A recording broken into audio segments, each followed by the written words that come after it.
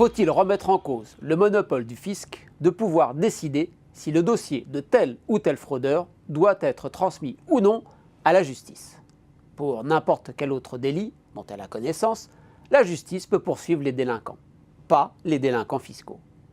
Par un processus baptisé « verrou de Bercy », dont le principe date de la Révolution française et qui a été entériné par la jurisprudence du XIXe siècle et finalement par une loi de 1920, l'administration fiscale peut choisir quel dossier elle envoie ou pas au tribunal.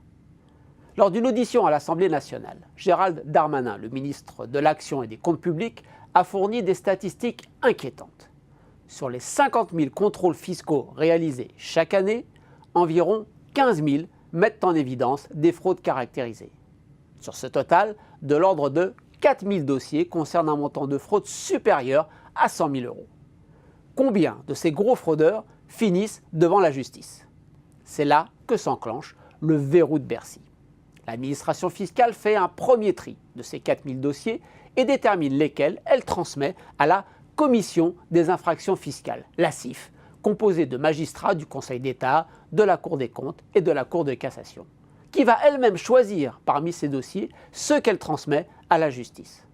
En général, sur les 4 000 dossiers de gros fraudeurs, le fisc en transmet entre 900 et 1000 à la CIF, qui en retransmet elle-même environ 95% à la justice. Conclusion, moins du quart des gros fraudeurs finissent devant le juge. Une condamnation pénale est plus visible, plus infamante et donc plus dissuasive qu'une simple sanction du fisc qui fait certes payer les impôts en retard assortis de pénalités élevées, mais en reste à une transaction financière. Le problème du verrou de Bercy tient donc surtout au monopole qu'il donne à l'administration fiscale de ne pas engager de poursuites pénales, en particulier en faveur des gros fraudeurs. En échange, le fisc obtient plus rapidement de l'argent que s'il devait attendre une décision de justice et les caisses de l'État se remplissent plus vite. Mais si ceux qui fraudent avaient la prison en ligne de mire, peut-être paieraient-ils mieux leurs impôts. Il est vrai qu'entre le dépôt de plainte de la CIF et la première décision de justice, il se passe généralement 3 ans, et même plus de 5 ans pour les affaires les plus complexes. Et si le pénal est là pour sanctionner, il faut que la faute soit établie et que la sanction lui soit proportionnelle. Or, pour établir la faute, il faut un contrôle fiscal. Et il n'y a que l'administration fiscale qui puisse mesurer la gravité de la fraude. Avant de faire sauter le verrou, il faut donc d'abord renforcer la coopération entre justice et administration fiscale. C'est cette voie qu'a proposé un rapport parlementaire fin mai. C'est la voie de la raison. Le verrou de Bercy est aujourd'hui fragilisé.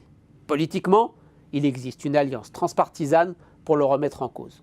Juridiquement, les juges peuvent poursuivre le blanchiment de fraude fiscale, l'utilisation de l'argent de la fraude, mais pas la fraude. Et socialement, face aux multiples affaires, l'impunité des plus gros fraudeurs ne passe plus. Le renforcement des liens entre la justice et l'administration fiscale permettrait un traitement local et coordonné du sujet. La balle est dans le camp du gouvernement.